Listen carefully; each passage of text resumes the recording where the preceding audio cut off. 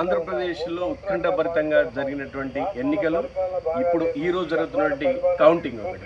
ఈ కౌంటింగ్లో తెలుగుదేశంకి అనుకూలంగా రిజల్ట్స్ వచ్చిన ఈ సందర్భంలో అట్లాంటాకు చెందినటువంటి ఎన్ఆర్ఐ టీడీపీ సభ్యులు కానీ, తెలుగుదేశం అభిమానులు కానీ, మిగతా తెలుగు సంఘాల సభ్యులు కానీ ఇక్కడ ఉండి మళ్ళీ తెలుగుదేశం అధికారంలోకి వస్తున్న ఆనందం ఈరోజు ఇంత రాత్రి ఇప్పుడు దాదాపు 2:15 అయింది. అయినా కూడా వీళ్ళందరూ కలిసి ఇక్కడ వాళ్ళ ఆనందంగా వాళ్ళు ఉత్సవాలు అంటే సంబరాలను చేసుకుంటారు ఇక్కడ అట్లాంటా సబబ్లో. సో మనతో పాటు ఎన్ఆర్ఐ టీడీపీకి చెందినటువంటి మల్లిక్ నెదురుపట్ల గారు. సార్, మీకు ఎట్లా అనిపిస్తుంది? ఇప్పుడు విజయ అవకాశాలలో చాలా దగ్గరలో ఉన్నారు మీరు తెలుగుదేశం. చాలా ఆనందంగా ఉందండి. ముఖ్యంగా ఇప్పుడు ఆంధ్ర రాష్ట్ర ప్రజలందరికీ ధన్యవాదాలు తెలియజేస్తా ఉన్నా. ప్రజలు ఎంతో తెలియగల వాళ్ళు. ప్రజలు గత 5 సంవత్సరాల నుంచి జరుగుతున్నటువంటి అరాచకానికి వ్యతిరేకంగా ఈ తీర్పు ఇచ్చారు. 2019లో జగన్మోహన్ రెడ్డి గారికి 151 సీట్లు ఇచ్చి పరిపాలించమని చెప్పిన తీర్పిస్తే ప్రజలని పరిపాలించడం వదిలిపెట్టి ప్రజల్ని లీడర్స్, తెలుగుదేశం పార్టీ లీడర్స్ని, జనసేన లీడర్స్ని, ప్రతిపక్షాలన్నింటినీ కూడా పొంగదీయాలని చెప్పానని, అట్లాగే ప్రజల్ని, అన్ని రకాల ప్రజల్ని భయభ్రాంతులకు గురి చేసి వాళ్ళందరినీ ఎంతో ఇబ్బందులకు గురి చేసిన సందర్భం మనం ప్రజలు ఇక్కడ తీర్పిచ్చిన దాన్ని బట్టి స్పష్టంగా కనిపిస్తూ ఉంది. ముఖ్యంగా రాష్ట్రంలో ఉద్యోగాలు లేవు, అట్లాగే పేద ప్రజలకు ఎటువంటి అవకాశాలు లేకుండా అన్ని వర్గాలను ఇబ్బంది పెట్టినందువల్ల ప్రజలు స్పష్టమైన తీర్పిచ్చారు. ముఖ్యంగా తెలుగుదేశం పార్టీకి కానీ, జనసేనకు కానీ, బీజేపీకి కానీ మోర్ దాన్ లాస్ట్ టైం కంటే కూడా ఎక్కువ మెజారిటీ ఇస్తున్నందుకు ప్రజలంతా తెలియగల వాళ్ళని, వాళ్ళెంత విఘ్నులని చెప్పని ఈ సందర్భంగా మనం తెలియజేస్తుంది. ముఖ్యంగా ఆంధ్ర రాష్ట్ర ప్రజలందరికీ మరొకసారి ధన్యవాదాలు తెలియజేసుకుంటూ సెలవు తీసుకుంటాం. ఇంకొక విషయము, అట్లాంటా నుంచి రామ్ వెండిగండ్ల గారు ఎన్ఆర్ఐ వ్యాపారవేత్త. సో అక్కడ వెళ్ళి గుడివాడలో కొడాలి నానికి ఆపోజిట్గా నిల్చొని ఇప్పుడు దాదాపు గెలిచినట్టే భావించవచ్చు మనం. సో ఇప్పుడు మీరందరూ ఆయన టీంలో భాగస్వాములు. సో మీరు అట్లాంటా వాసులుగా మీరేం చెప్పవచ్చు?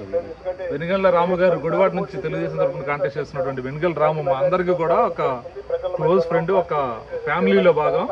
తను అక్కడికి వెళ్ళి తెలుగుదేశం పార్టీ తరఫున కంటెస్ట్ చేయడం, అట్లాగే అక్కడ ఒక కుక్క లాంటి కొడాలి నానిని ఢీకొట్టి అక్కడ సంవత్సరం నుంచి గట్టిగా పనిచేసి అతని 20 సంవత్సరాల నుంచి కొడాలి నాని అక్కడ పరిపాలన చేస్తున్నాడు.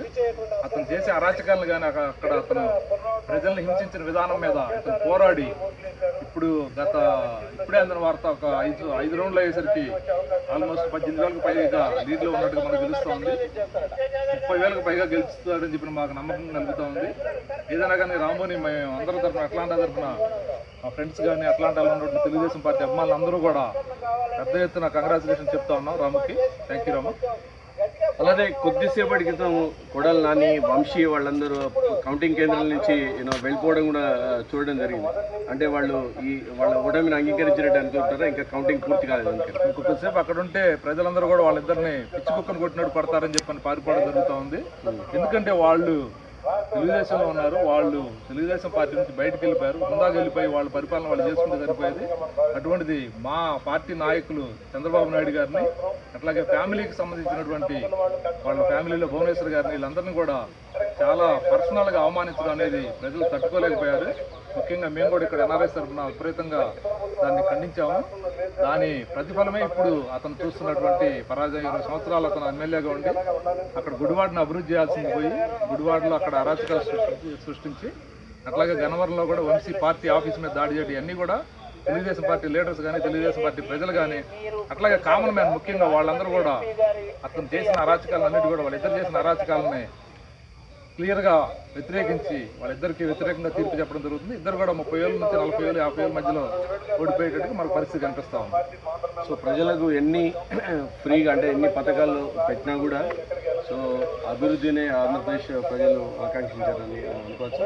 అభివృద్ధి, సంక్షేమం రెండు జరగాలని, పేద ప్రజలకు కూడా సంక్షేమం జరగాలి. తెలుగుదేశం పార్టీ డెఫినెట్గా రేపు రాబోయే రోజులు తెలుగుదేశం పార్టీ, అట్లాగే జనసేన, బీజేపీ 3 కేంద్ర ప్రభుత్వ సహకారంతో ఆంధ్రప్రదేశ్ రాష్ట్రానికి అటు అభివృద్ధి, అటు సంక్షేమం రెండు కూడా 2 కళ్ళలాగా చూసుకొని ఎట్టి పరిస్థితుల్లో కూడా రాబోయే 5 సంవత్సరాలు ఆంధ్ర ప్రజలు మంచి భవిష్యత్తు ఉంటుంది.